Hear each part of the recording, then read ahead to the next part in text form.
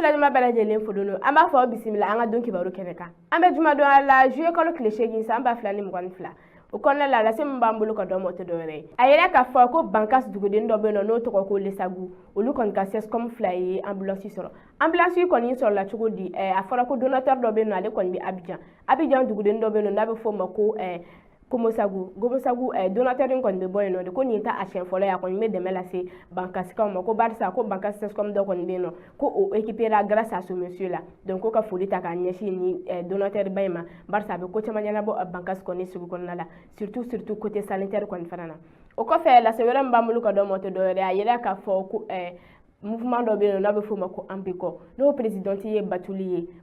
yani kɔni ye don dɔ ta k'a kɛ Kati kɔni veuve ye Kati veuve olu tɛ dɔwɛrɛ ye minnu muso cɛsabatɔw ani denmisɛnnin minnu yɛrɛ bɛ yen nɔ ko Fatula Batula nin wagatinin na muso in kɔni ye dɛmɛ ta k'a ɲɛsin olu ma ko fɛn fɛn ye sagaden 100 ye a b'o bɔ a kɔni y'o ta k'o di Kati orphelin kɔni veuve ma k'u ka se ka seli kɔni tɛmɛ ko ɲuman na bɛɛ lajɛlen bɛ se ka sogo dun a fɛ ye cogoya min na o kɔfɛ lase wɛrɛ min b'an bolo ka dɔn mɔtɛ dɔwɛrɛ a yɛrɛ k'a fɔ ko bila no ale kɔni bɛ Segu commune kɔni fɛ a yɛrɛ k'a fɔ ko yen nɔ musomaninw ka kalanko kɔni ma ɲɔgɔn cogo si la ko n'i y'a ta 100 sara la musomanin kɔni bɛ kalan na ko u ka dɔgɔ kosɛbɛ o de ye dɔgɔya da ye dɔw yɛrɛ b'a daminɛ u t'a laban wa dɔw yɛrɛ kɔni fana yɛrɛ tɛ don fiyewu ko bilakaw fana k'a lajɛ u bɛ se ka musomaninw don kalan na cogo min na o kɔfɛ population yɛrɛ kɔni fana y'a jira k'a fɔ ko n'i y'a ye olu ka musow kɔni don ta man ca kalan na ko parce que ko fantanya de bɛ yen nɔ donc o b'a to musow yɛrɛ ka ca du kɔnɔ cɛw ka dɔgɔ o b'a to olu kɔni bɛ cɛw dɔrɔn de don kalan na ka musow kɔni bila du kɔnɔ baaraw la olu bɛ se k'u baw dɛmɛ cogoya min na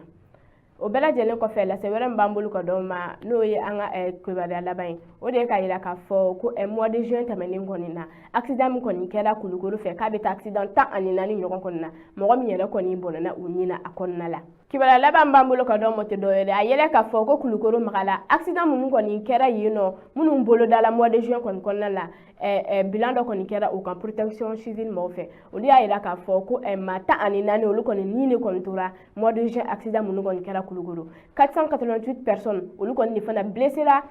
au cours de ces accidents a yira k'a fɔ fana ko ni accident caman kɔni fɛn fɛn kɛra ko a nɔ kɔni bɛ code de la route kɔni na ko barisa maa caman b'u cɛla minnu tun tɛ code kɔni respecté o de ye accident ninnu bɛɛ lajɛlen cause tantɔ ko barisa ko mois de juin tɔw cayara kojugu ko mois de juin la a yela k'a fɔ ko maa 14 sara et pourtant ko mois de mai la maa 11 kɔni bɔɲanko de kɔni nin tora la ko b'a yira k'a fɔ ko mois de juin kɔni ta fanga bonyana kosɛbɛ ka tɛmɛ kalo tɛmɛnenw ta kan o kɔnɔna la ko